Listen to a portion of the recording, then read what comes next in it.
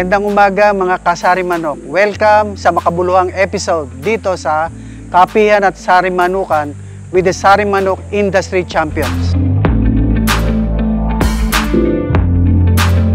Nandito kami ngayon sa Philwide Farms, Barangay Anyatam, San Ildefonso, Bulacan. Sa pagkakataong ito, ibabahagi namin sa inyo o ibabahagi ko sa inyo ang aming success sa pag-ooperate ng aming mga manukan. Kapag may nararamdaman kaming medyo hindi kagandahan, unang-una ko tatawagan si Doc De La Torre para lang maikonsulto ko sa kanya kung ano yung pwedeng gawin.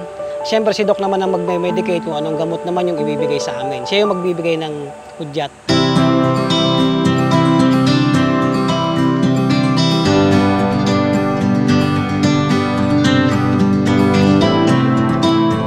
Nag-umpisa ang Philwide sa isang farm sa Barangay Camyas, San Miguel, Bulacan.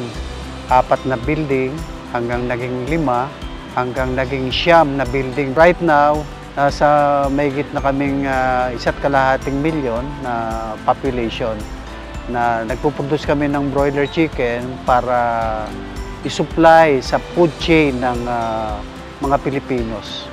Nung kontakin ako ni Engineer Castro, yung owner ng farms, ay 2015. Sa ngayon, ako na yung attending veterinarian nila. Likewise, ako na rin yung talagang business consultant and at the same time, technical consultant ng buong operation ng farm. Una, pag nagtatayo ka ng housing, kailangan yung site hindi binabaha.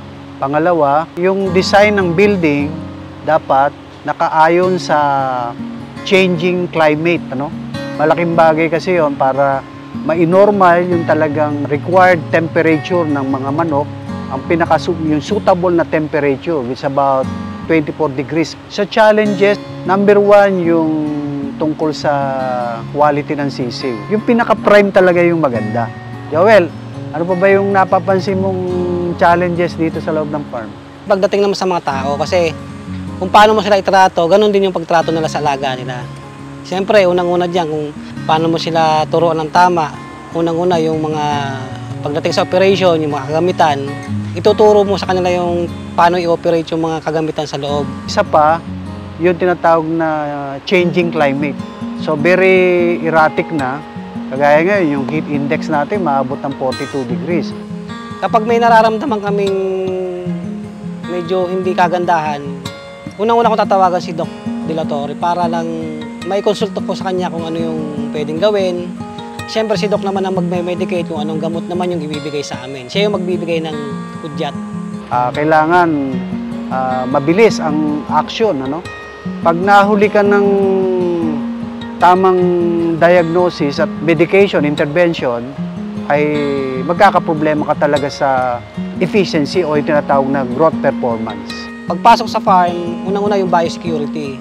Kahit anong sasakyan, kailangan i-disinfect natin. Pagdating sa disease control, number 1, yung tinatawag na proper cleaning ng building. Bago mag-load, nililinis maigi yan. Tapos may program of disinfection yan na siguradong yung mga bacteria o kung naman ang virus sa nyo dyan, pinapatay na yan, nililinis. Dito sa loob ng farm, wala kaming ipot na nakatenga rito. Walang lusaw na ipot, walang ganon. Basta lahat yan, ilalabas lahat yan. Merong kumukuha dito ng ipot. Pagdating naman sa ibang sakit, meron kaming tinatawag na vaccination program. Sa broiler, hanggat maaari ay perfection. Sa loob ng 32 days, hanggat maaari, hindi magkakasakit ang manok. Pag yan na-address mong maigi, tingin ko, you're in good business. Number 1 talaga, feeds. Mas mabilis yung reaction ng manok pagdating sa feeds. Sa ipot pa lang, makikita mo na kung maganda yung kondisyon ng manok. Kaya pag ang ipot medyo hindi nakagandahan, itinatawag ko na kay Doc De La Torre yun. Maraming salamat sa Sari Manok at gumanda ang aming laga. Gaya ng sabi ko nga, very vital yung nutrition, yung animal nutrition. At sa paggamit ng Sari Manok feeds, maganda yung nagiging efficiency, Maganda ang live weight, FCR ng aming mga manok. Sana magpatuloy yung ganong klase ng quality. Salamat Kasari Manok sa pagsama ng aming episode dito sa Philwide Farms. Tandaan, napaka-importante ng animal nutrition sa tagumpay ng pagmamanukan. Dito sa Kapihan at Sari Manukan with the Sari Manok Industry Champion.